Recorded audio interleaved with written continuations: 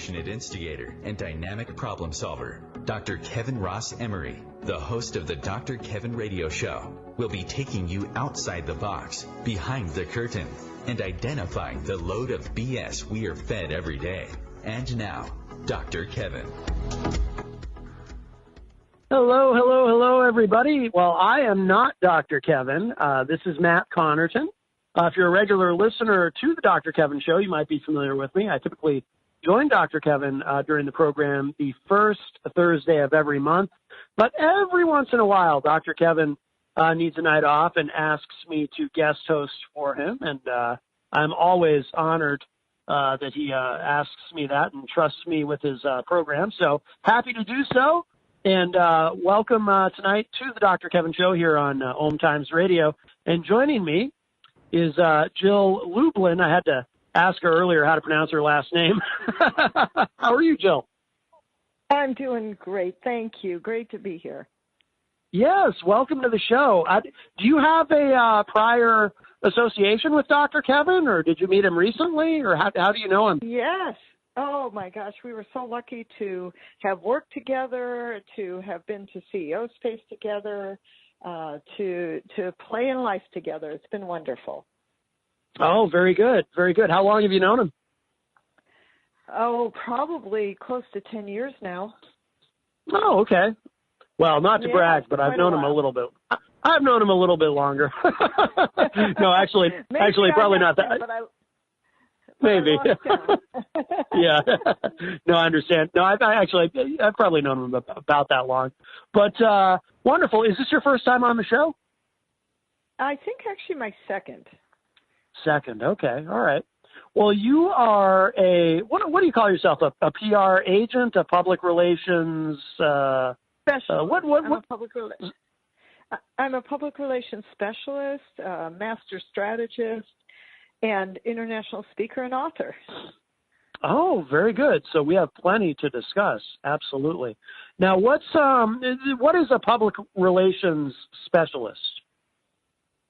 Well, what I do is I help people get their message right and use public relations as a marketing tool to drive prospects and products and sell their wonderful goods, products, and services, but most importantly, really get their message to the world. And have you been doing this a long time? I have for over 24 years, and then I also have been helping people get book deals and really get books published, because I have 4 of them myself, so I kind of been through the mill a little bit and understand how it works. Oh, very good. Very good. Now, so you've been doing this for 24 years. I would assume, and I'm particularly interested to hear your thoughts on this, that things have changed a lot in terms of getting your voice out there, helping people to get their voices out there, because obviously, we didn't have social media back when you started. It's always interesting to me from my perspective to talk to younger people who always have had the internet, but we didn't even have the internet 24 years ago. So I would imagine it's changed a lot. And I wondered if you could speak a little bit about that, and if it's gotten easier, if it's gotten harder, or, because now there's so many different ways, different avenues for spreading someone's message and publicizing things. Can you address that a little bit, how much it's changed? You bet. Well, and you're right, it has changed. So what I love, I'm forever the optimist. What can I say? Because here's what I see about the changes. What's wonderful is the opportunity to get publicity has far increased. So in my opinion now, because of social media, blogs, podcasting, and all other manners of digital and wonderful 2 and 3.0 and so forth, what's fabulous is that people's message has a wider, broader opportunity to get in front of more. So, the reach of the internet, the reach of social media, what we can do, that's exciting to me. And the other thing that's happened, which is very interesting, even though, yes, some newspapers have gone out of business, most are still here to stay. Most TV is still on. in terms of news. And, like if you question an average hotel guest, what do they watch? They turn on news, CNN. When I'm traveling internationally, I'll watch BBC and different other news organizations. So guess what? It's still happening. It's still on. What I love about what's happened is that now, like when my client got on CNN recently, guess what else they got on to? CNN.com. How fabulous is that? Right. So, I see it as a double your fun, because you get to actually be featured in multiple places. No, I think you bring up something interesting, though, about how, there is still television, and the connection between, if you're on CNN, then you also get on CNN.com. So it is, like you put it, double your fun. And I wonder if you think, do some people kind of overstate or overestimate how much it's changed, only in that, see, I work in radio, and I have a show that airs both online but also on FM terrestrial radio. And I notice sometimes when I talk to prospective sponsors and advertisers, some of them are pretty savvy already, but with some people, there's almost this attitude, this idea that, does anybody even listen to the radio anymore? Because they think everyone's only accessing content online or just listening to podcasts or whatnot. But in actuality, there's still a lot of people in any given market who are listening to FM or even AM radio during their morning drive, during their afternoon drive home, whenever it may be. And I'm surprised sometimes at the reactions I get when I talk to somebody about advertising on FM, and they think, oh, well, no, that's dead. That's a dead medium. And it's, and I have to patiently explain to them, no, it's not. Everything's changed. But, and if you're advertising on an FM station, by the way, chances are you're also on that fmstations.com being advertised. So do you find that there's this misconception out there amongst quite a few people that the internet's completely taken over everything, and that these old mediums are now no longer worth bothering with? I think that could be a perception of some people, and if that is, so be it. That's fine. But here's the reality. FM radio still exists. Major media is still here. I think what's happening is that people are looking at it more on their phones. And checking in I do. I look at my phone in the morning and see what the news is. I don't have to necessarily turn on the TV, but it's all taken from major news outlets. That's still relevant. That's still important. And to get on a major media news outlet is the best thing that could happen to your business and promote your product or service. It just literally helps your familiarity, your trust, and your business to escalate. It's very powerful. Is it ever, does it in any way make it more difficult or more challenging now with how things have changed? Only because I'm thinking in terms of, I have a background in the music industry, and, the internet has been both a blessing and a curse in many ways. One of the ways it's been a blessing for the music industry is there are so many ways now that, an artist can connect directly with their fans and so forth, and distribute music without having to go through the traditional supply chain, or what once was traditional. One of the downsides is it can be very much like a needle in a haystack, in that there's so much content out there that it can be hard to get your music heard, because you're competing with not only all these other artists, but, you put your video up on YouTube, you're also competing with just everything. You're competing with, a video somebody posted this afternoon of their adorable kittens that someone may choose to click instead of your video. So do you ever find that to be a challenge, that now there's almost too many options because of the internet? Well, I think there's there's a couple things about this. Number one, it's funny you mentioned the music business. I actually started my career in the music business. And we were promoting, isn't that a wonderful thing?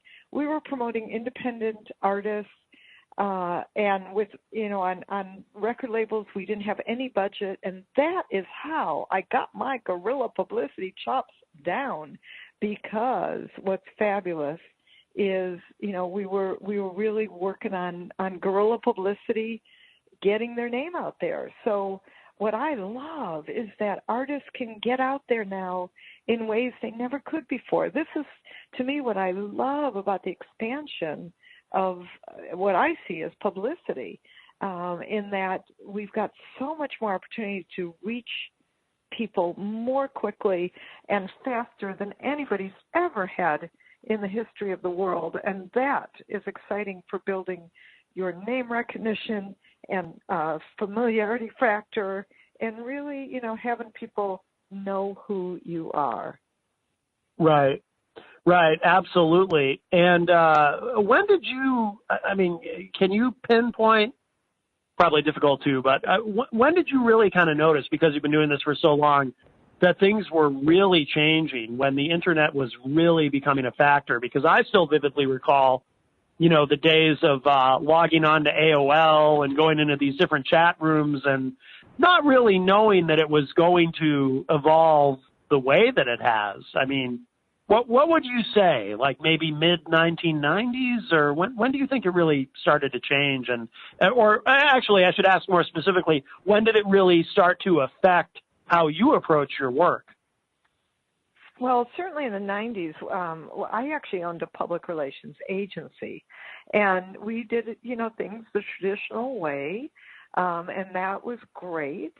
And what I noticed, when I actually wrote my first book, Guerrilla Publicity, I actually closed my PR agency because I wanted to serve people in a much easier, more effective, faster way than, frankly, the high fees that PR agencies do charge. And I wanted to figure out a way to do that, and I have now, which I'm excited about.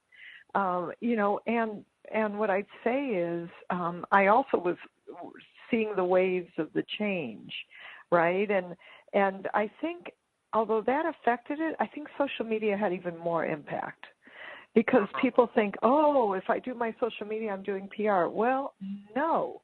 As Kevin would say, that's a load of crap. And you can't just do your social media and hope and pray, that you'll be fine, because you won't. Right. Yeah, I'm sure that you probably run into that a lot, I would think. Clients or prospective clients who think that, I'll do all these Facebook posts and that's it. That's all I need to do. I don't need to worry about it much beyond that. Do you find that a lot? A lot of people kind of take that attitude? I think that's a big part of it. Yes, I do. Yeah. Because I would think a lot of people there's probably people who need your service or services, because, you do various things, who don't necessarily realize they need you, or people who are interested in what you can do for them, but maybe aren't fully cognizant of just how much they need your expertise, because they think that, I see it now with musicians who, like I said, I'll go back to the YouTube example. They'll put a video up on YouTube and they think that's all they have to do. And then next thing you know, they're going to have 1 million views, and then they're going to be signed to some sort of record deal based on that. And they don't understand there is so much more to it than that. And obviously social media, like you said, is a big part of it, because, we had the internet, and then there was really, when did Facebook really get big? I'm not even sure. It's maybe early to mid 2000s, maybe 2005, when Facebook really became a factor. Yeah, I'd have to Google that, as we would say now. You know what I want to know? Yeah. Is what do we do before Google? I mean, I have no idea. How do we find information? I think they used to call it Encyclopedia Britannicas. And I remember actually looking things up, you know. But now I'm fascinated and loving how efficient and effective, you know, one can find things quickly, one can create publicity, one can get their name out there. I think that's pretty powerful. And so what it's done is made getting your name out there from a public relations point of view actually much, much simpler. I think that's good news. Right. But but some would say, I mean, has that impacted your business at all? I mean, or I assume you've only gotten busier as time has passed. But I mean, have you ever worried, well, if it becomes too easy for people to get their message out there, maybe they won't need me? Well, you know, to be honest, I think they'll always need me because people screw up their message so much. And they do a lot of what I call I talk, as opposed to what's in it for your clients and your prospects, and why should the media care. You know, here's a great example. When my latest book, Profit of Kindness, came out, you know, as much as I'm excited about my new book, and my mama in heaven's excited about my new book, truthfully, it's another book on the marketplace. And like, wow, how do you distinguish that? So I do what I tell people to do, and that is figure out how you fit into the news, if you can, and see how your message is relevant. And so at that time, we were having a major election in the United States, and it was quite contentious. And, you know, so what I did was I sent out a press release that said the divided states of America. And do you know that press release and that topic is what actually got me in 7 Fox News interviews, right? It got me in Inc. magazine. Wow. Forbes magazine, and it goes on and on. Over 45 radio shows. This will be my 46th. Yay! And, yay! but what I'm saying is that it's because I changed the topic. I didn't say, wow, Jill's got a new book out, The Profit of Kindness. The topic was about the divided states of America and the contention and the lack of kindness in the marketplace. And that's what worked. Yeah, that's interesting. And I do want to learn more about that, and obviously I have more questions for you. You're listening to the Dr. Kevin Show. This is Matt Connerton filling in for Dr. Kevin. We're talking with Jill Lublin, and we'll be right back. We're live on OMTimes Radio. Don't go away.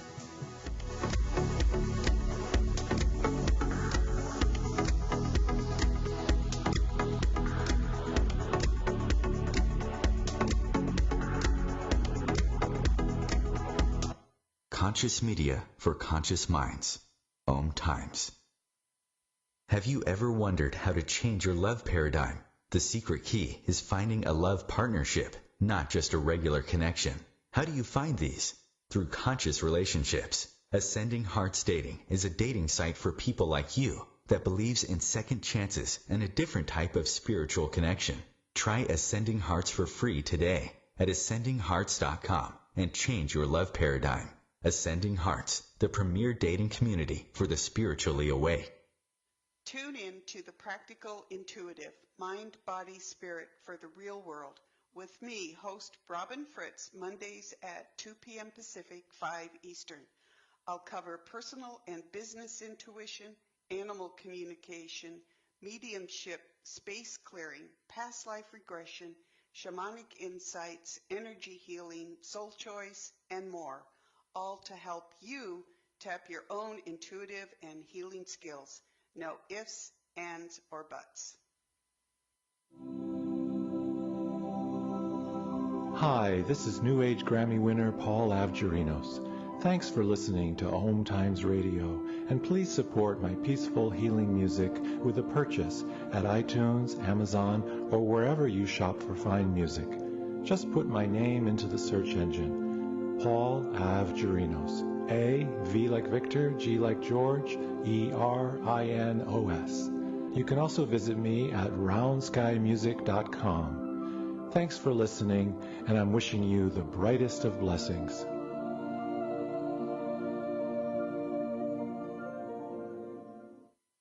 To protect his home and family from disaster, Steve used courage, wisdom, and his camera phone.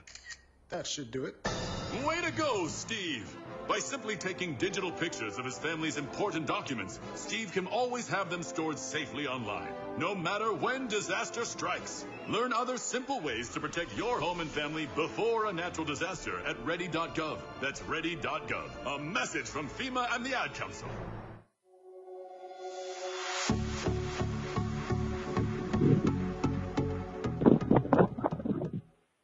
Hey, everybody. Welcome back. It's the Dr. Kevin Show. Matt Connerton here, filling in for Dr. Kevin. We're talking with Jill Lublin. Whoa, boy, I'm out of breath. I had to lift something heavy during the break. Jill, are you still with us? I am. Excellent, excellent. So, Jill, let me ask you this. What is, and this may be a long answer, but what is the single biggest mistake that you see people make when it comes to their approach to publicity?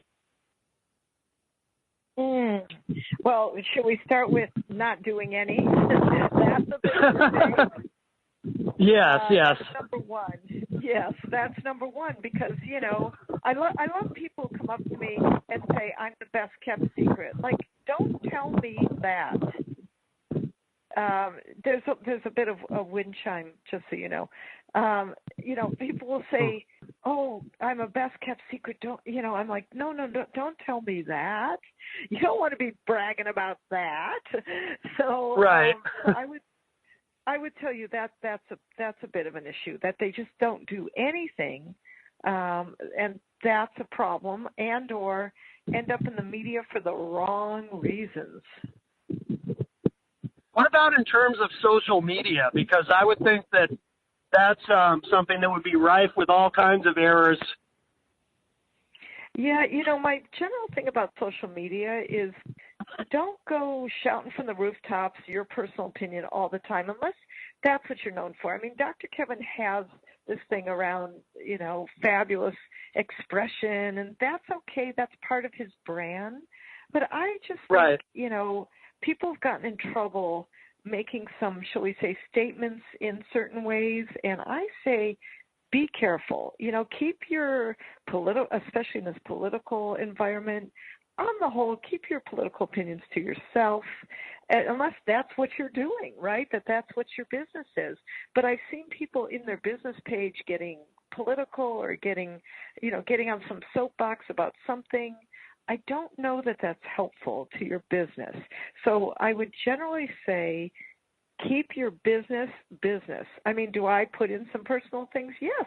I put in a picture of my 4 cats the other day on my, business Facebook page saying all my cats say Happy Thanksgiving, So that's beautiful. And great, people can see my cats, but I don't lead with them all the time, although, by the way, animals and children always work for publicity. Everybody no doubt. them. Yeah. Do you see that a lot, though, people getting political? I mean, is that really common now? I think it's been more common with our contentious political environment. I've never seen this happen before, but I think people are getting much more out there with their opinions, any which way. And unfortunately, it's become commonplace to express opinions and throw out what you think because, frankly, from the top down, there's been some pretty negative comments out there, so people think now it's okay. And I see more disrespect than I've ever seen before in the written word, on Twitter, and social media. It's disrespectful as an environment. We live in a disrespectful environment now, and that concerns me. Yeah, I mean, it seems like whenever anyone does that, in terms of getting political, they take a terrible risk of alienating, roughly half their audience in doing that. It seems like a very bad gamble. Well, yeah, and it's not just that. It's, leave politics out of it, but even, expressing opinions about certain topics, I think you're just treading on dangerous territory. That's not to say you don't have opinions. And, I love to joke that the media is often all opinions. When you listen to most morning shows or, you watch that kind of thing, guess what? It's all opinions, truthfully. It's all opinions. Yeah. And promoting and presenting your opinion in a way that's backed up, that's credible, that's fact-checked, that's, real, that's important. And I just think you don't want to isolate, you don't want to, more segregate your audiences, or polarize, that's a better word. You don't want to polarize your audiences. And right. I'd rather be inclusive, including those who I might not agree with, whether it's politics or philosophy or whatever they think, right? I just think you have to be a little careful in today's environment. And unfortunately, and this is where I will express an opinion, that there's so much mudslinging going around that, right. you can get your face dirty. Yeah, well said. Well said. Do you ever have clients who have to very purposely appeal to a specific political ideology, for lack of a better way of putting it, who, you're not worried about them alienating anyone? Like, for example, I host a political talk show, and, I present a particular point of view, and one of the challenges that I face in that situation, maybe I get some advice from you. One of the challenges that I face in that situation is, how do I attract advertisers when I have a product that is by its nature very polarizing, because it is an opinion-driven political show. I'm not trying to play it down the middle or anything. I say what I think, which is great for our numbers in terms of listenership, and I've built quite a following. But monetizing that is not always easy because, at any given moment, I might say something that a prospective sponsor might hear, and they might say, "Oh, never mind." So what do you do then? Or can you do anything? So if you're running a show where, that's how people are looking at you, great. That's what you stand for. I watch a certain show, and I know where she stands, right? And I watch that show because I know where she stands and I like her. And yes, it's political, and yes, she has lots of opinions. So great. I expect to tune into that show and hear things. If I watch other shows, I'm going to hear completely opposite things, as if I live on a different planet. So what right. Yes, and what I've noticed is it's fine. Take a stand and walk that way. It's good, and then get known for that. Wonderful. That works. I just think if you're, a consultant, or you're in financial services, or, you're doing things that are, we'll call it, just doing business, I think taking political stands as an example can be quite, it's not a smart move. Let me just say it that way. Unless that's what you're being paid, unless that's what you're being paid for, and that's what you're really doing. Is it better to, if you're going to do that specifically, I would assume it makes sense, but is it important for people in terms of social media, like on Facebook, the most obvious example, is it important to kind of keep the personal, whether it's political positions or anything else, is it important to kind of keep the personal and the business separate? Obviously you want to have a separate Facebook page for your business or your public identity, whatever it may be. But how important is it to keep those, is it okay to post business-related things on your personal page, for example? Obviously, you probably want to keep personal things off your business page. But what about posting business things on your personal page, or is that not a good idea? I think it's fine. I believe in integration and authenticity and being one everywhere, right? Like, who I am in business is who I am in my life. Am I a little more, business focused? Obviously, my business day, dealing with clients, marketing, creating revenues, delivering services. Absolutely. And do I want to share some personal things about myself on my business page? Yes, I do. I want to share that I went to Cirque du Soleil last night, and I put a picture of that on my business page. And by the way, I think about it. Yes, is this something I want to talk about? And I decide yes, because what the heck, I love Cirque du Soleil, and I want to share that with people. And so why not, right? But I don't put everything I do socially. Number one, it's not most people's business. Number two, I think it's important for me, generally as a PR strategist, I like to stay focused in the area of PR and giving people value and tips and all that fun stuff, right? But I'm not going to go on and on about all the different things I do. And I went to help fire victims last weekend. I spent Thanksgiving weekend helping the fire victims of Paradise, California. And guess what? Good for you. Yeah, thank you. And it was wonderful and incredible. And I wanted to share that on my social media, so I did. That's not business, but I think it's important. It's something that's affected and impacted people. So is it news? Yes, it's absolutely news. And I think this is really something is, pay attention to the news. In this case, I wanted to do something for the people, and I knew I could make a difference, having nothing to do with my publicity business. Right. So I want to get back to, because we had talked a little bit about it before the break, but then we did hit a hard break. You have this book, and I'm looking at it right now, actually, on the cover of your, it's on the homepage of your website, which is a wonderful site, JillLublin.com. And so your book, The Profit of Kindness, you did talk a little bit about it before, but I'd like to hear more about what this is about, because obviously kindness is something we could certainly always use more of in this world. and before you had mentioned, referred to it in the media, how there's not a lot of kindness in the media at times. And but can you kind of talk about that a little bit more and expand on what exactly is this book about, and what do you mean by the profit of kindness? Yeah, thank you. So what's interesting is that being a public relations strategist, what I know is that companies that are kind get more publicity. And I had this theory about this, and then I started interviewing different companies, large and small, by the way, some individually and solopreneurs and some larger.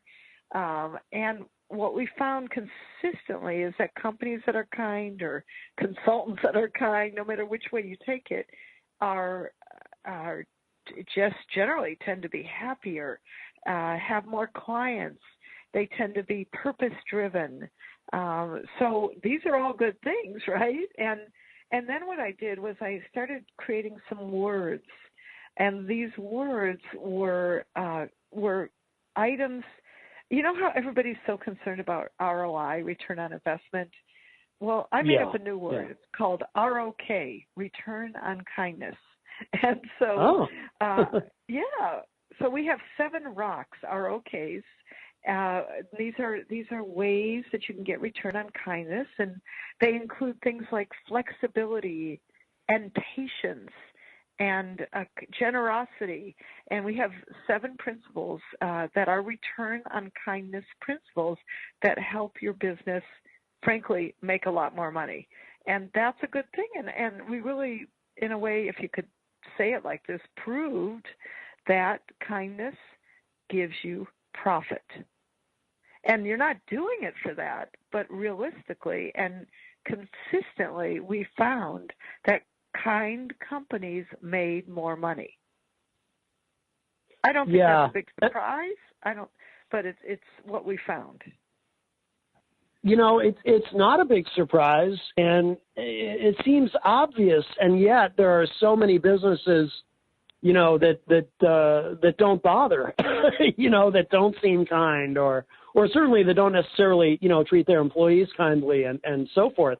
But no, to me it makes perfect sense. Where can people get the book? Obviously, it's on your website. Is it available everywhere? Is it on Amazon and so forth, or should people go directly to your site? Oh, please go to profitofkindness.com. Profitofkindness.com, which will take you right through to Amazon and all kinds of places. Oh, fantastic. But it's got its own website, and it'll take you right through to order.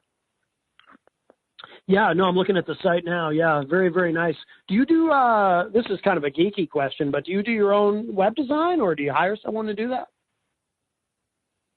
I absolutely hire someone to do it. Yeah. It's not for everyone. Yeah, well, I believe one should stay in their own lane and do the things you're good at. There you go. So, and hire experts to do all the rest. Right. No, that makes sense. And by the way, so looking at JillLublin.com on your homepage here, and I'm going to watch this later. I didn't get a chance to check it out earlier. But looks like, so you've spoken at a Tony Robbins event, or maybe you've done more than one of these. I don't know. I certainly have. It was one of the highlights so far of my life, and that was speaking at a major Tony Robbins event. It was a magnificent experience, and I'm very, very grateful. No, that's really cool. Is he like? I get the impression he's a big guy, right? He's like really, really tall. It's one of those, how big is he? Well, let me just say, he's a giant. He really is a giant. And when I shook his hand, it was the cutest thing because I realized I put my hand in his and I couldn't find my hand. That's how big his hand is. And that's amazing. I have this great picture of me being hugged by Tony Robbins when he introduced me on stage, and I'm like, oh, I love this picture, because I just look like a little pea pod compared to this beautiful giant that he is. Oh, that's really cool. Now I'm going to check out this video later, and it looks like you've got a lot of great resources on this site. It's a very nice site. Is this, by the way, The Profit of Kindness, is that your first book, or have you written books prior to that? Profit of Kindness is actually my fourth book. It's your fourth? Okay. Yes. My first book was called Guerrilla Publicity. Guerrilla, not like the animal kind, but like GUERRILLA, Guerrilla Publicity. And that was really where my speaking career started, how I really got started in helping people with my publicity crash course and all kinds of different ways that I serve people now.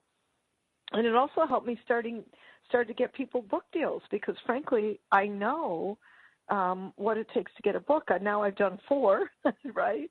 And so I made it part of my mission to help other people get book deals too. Yeah. No, that's fantastic. I'm looking up Guerrilla Publicity now because I think I may have read your book, actually, back when it came out. I'm so excited. But we're talking with Jill Lublin. This is the Dr. Kevin Show. Matt Connerton filling in. We'll be right back. We're live on OMTimes Radio. Don't go away.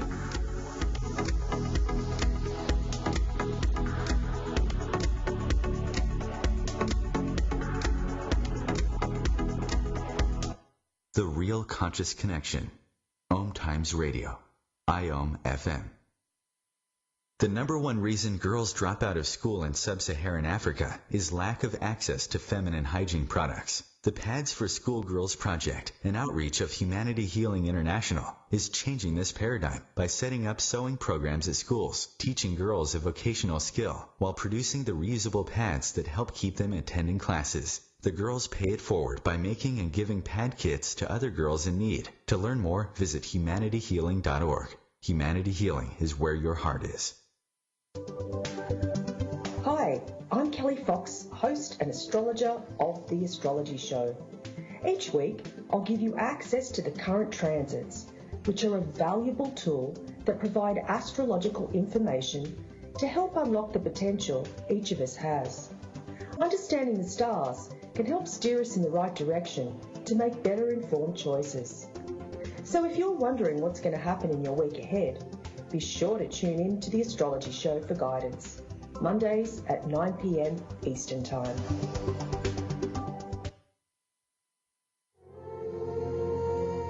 Hi, this is recording artist and composer Yuval Ran, inviting you to a voyage through the chakras, a new double album of guided meditations to transform your life a sublime musical medicine for nourishing inner peace and reaching to your higher virtues. Get it now at metamindfulnessmusic.com, METTA mindfulnessmusic.com. 911, what is your emergency? The kid shot himself. All right, where's the wounds? 911, what's your emergency? Please help. My son shot his brother. 911, what is your emergency? Okay. 911, please state your emergency. Every day, 8 kids and teens are unintentionally killed or injured by loaded and unlocked guns. It wasn't locked. Learn how to make your home safer at endfamilyfire.org. Brought to you by the Ad Council and End Family Fire.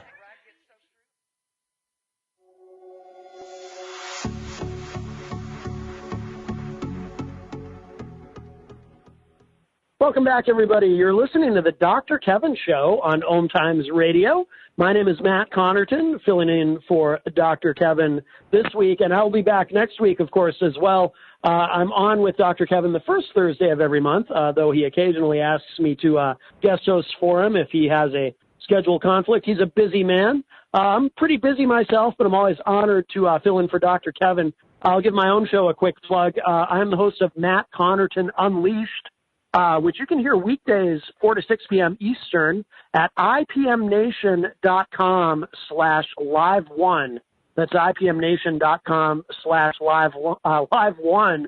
Again, I'm on weekdays 4 to 6 p.m. and would love if you would check out the show. Some of you might already be familiar with it, but in the meantime, here we are. This is the Dr. Kevin Show on OMTimes Radio, and tonight we're chatting with Jill Lublin, and Jill is, of course, a public relations specialist. And what else do you do, Jill? Because when we started the interview tonight, you mentioned a couple of other things too. Well, I actually, one of the things I do is, besides consulting, is helping create, I call them publicity crash courses, where people just get their publicity done quickly and easily. So that's been a lot of fun. And then I help people get book deals. So a lot of people have an idea for a book brewing inside their heart and their spirit, and they don't really know how to get it out. So I help people get book deals without a word written. Isn't that fun?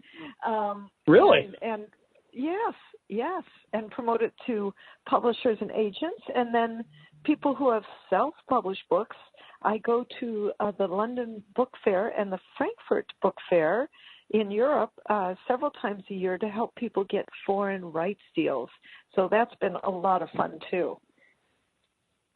That's something that, I'm not an author. I've never written a book, but, I know a lot of authors, and I get the impression that is something that has really changed as well with the Internet. Very often when people talk about the Internet, they'll talk about how the music industry has really changed because of the Internet, but the publishing industry, I know, has really changed as well. And it seems like, would you say in your experience that self-publishing has really grown exponentially, or is that still something that's kind of in its infancy? I don't know. I know people who've self-published, but I don't know how much that's necessarily taken over in contrast with the traditional publishing route. What do you think? I think it's a fabulous way for people to get their book out fast and quickly, which is wonderful. I think it's phenomenal. It's certainly not in its infancy. It's actually grown significantly. What I think people have to be careful of is not spending a fortune doing a self-published book, because there's ways to do it very inexpensively if you are going to do that. So feel free to ask me. I'm a great resource for that. But I know ways, if you want to get your book self-published, they're just great ways to do it inexpensively. And so I'm not a big fan of people paying a lot of money to get that done. I just want them to get it done fast and quick and of course, professional and well done. And right. Great. I'm going to really recommend everybody, not everybody, but most people should have a book to support what you're doing, because it's a way to leave a legacy. It's a way for your clients to understand what you're doing. It's a way to create a very solid PR campaign. and it's a way to really get people behind you, knowing your work, and that's a beautiful thing. There was at one time, too, it seems like a little bit of a stigma with self-publishing. People didn't take it as seriously, but I feel like, and tell me if I'm right about this. Again, I'm an outsider in this realm, but I get the impression that sort of stigma has really kind of worn away at this point, that self-publishing has become common enough and accepted enough. And I would think, too, and tell me if I'm right about this or not, but I would think in some ways it might even be more profitable ultimately, because if you don't have a publishing house taking part of your profits, you might, if you're a new author, you might be better off with self-publishing. I mean, have I got that kind of upside down, or am I onto something with any of that? The truth about publishing is it's not a huge revenue generator. What it is big business cards. And then again, somebody found my book, Get Noticed, Get Referrals, at Barnes & Noble's and called me up and said, hey, do you do some consulting? Well, that led to a major VIP day. That's a beautiful thing, right? Of a $20 book. So I think things are really key to zoom in and put your knowledge down, leave a legacy, and then build a campaign, a PR campaign around it, which is great.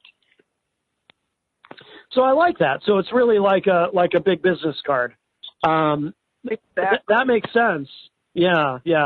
What about, I mean, is it something you think everyone should try to do? Because I'm sure there's plenty of people, and there might be people listening right now who kind of feel like, maybe they could benefit from that, but at the same time, maybe they've never written anything, maybe they don't think they can write anything. I mean, obviously there's ways you can learn to be good at these things, but I mean, do you have any advice for someone who maybe would just kind of dismiss that option because they just don't feel like it's something they can do? I think the thing is you can speak a book. Some people write blogs and then they put all the blogs together. Some people, use voice activated software. You don't have to be like a great writer to write a book. Just get some things down and then hire an editor or somebody to help you put it together. And that's important, so that you put things together in a way that flows and makes sense and supports what you need. Right. No, that makes sense.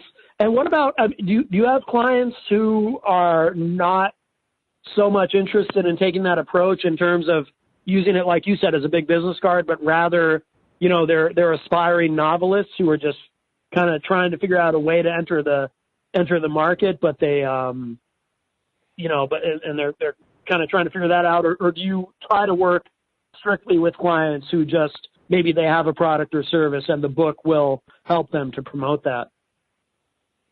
I work with all kinds of people, novels and fiction, it's a whole nother ball of wax. I tend to try to find a good story underneath that, like somebody who's written a novel. Like, for instance, I had a gentleman, he owned an insurance company, and he wrote a novel.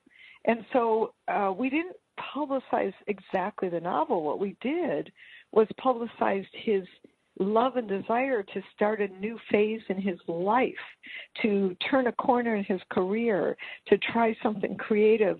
And what about, you and the public? Like, what are you doing and how are you shifting gears? That kind of thing. And that story got him into the largest national magazine in the United States with the biggest membership and readership. And that's AARP has a major magazine called Modern Maturity. He got in there. Oh, wow. Okay. Isn't that awesome? Okay. That is. So I want to get back to the publicity realm because we only have a little bit of time left, Jill. But I want to ask you this. We talked a little bit earlier about mistakes that people make, and I'd ask you what are some common mistakes. But I'm wondering too. Sometimes people may.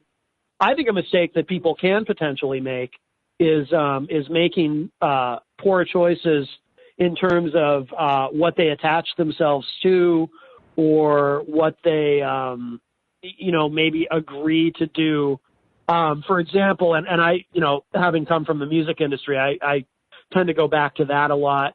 When you're starting out as a musician, it's, you take any gig you can find, right? Anything that comes along, because you're just trying to get out there and you're trying to build a name and gain experience and whatnot. But as you progress in your career, at some point, you may need to say no to some things. In fact, I forget the author, but I think somebody has a book called The Power of No, which talks about learning how to say no to some things that don't benefit you.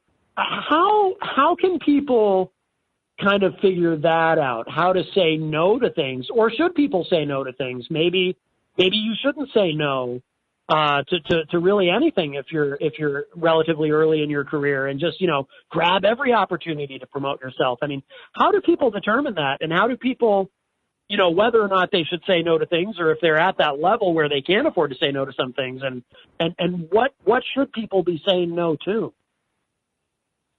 Yeah, so that was a lot of questions in there. So I'm going to take sort of middle line on all that and tell you that sure. I think people need to be going after as much publicity as they can. Some of it will seem relevant to what you do, and some will be using what I like to call everything you've got. It may be about your personal story. It may be about an orientation in the news. But there's no such thing as too much. I mean, look at celebrities. Look at celebrities. They don't stop. Look at the music business. That never stops. It can't, because if you stop, your publicity stops, and that's not a good thing. That's why after shooting a movie, for months and months and months, a lovely celebrity will stand in front of cameras and do media tours, because they know the power of publicity to drive people to the movie. Right, so right. You never stop doing your publicity, and that's if you're an independent coach, if you're a consultant, if you're a chiropractor, a real estate agent, whatever you're doing in life, people need to know who you are and why they should do business with you, and that's what publicity does. It drives business to you. Right, absolutely. I mean, obviously, for the really super famous, there can be some, there is such a thing as overexposure, but if you're offering a product or a service, that probably isn't so much a thing, right? I mean, if you're a movie star and we've all seen these actors who maybe in a particular year, it seems like they're in every movie that comes out. At a certain point, you kind of go, okay, well, how can we miss you if you won't go away? And maybe it's helpful if they kind of pull back a little bit. But I think, if you're offering a product or a service, you want to be out there as much as you can be, because there's always going to be somebody who's out there even more, somebody bigger, maybe they've been at it longer, that you're competing with. And it's very important to always keep driving that and to never give up. But also, too, obviously, you want to be a little bit careful about, there may be situations that arise that you do want to avoid, right?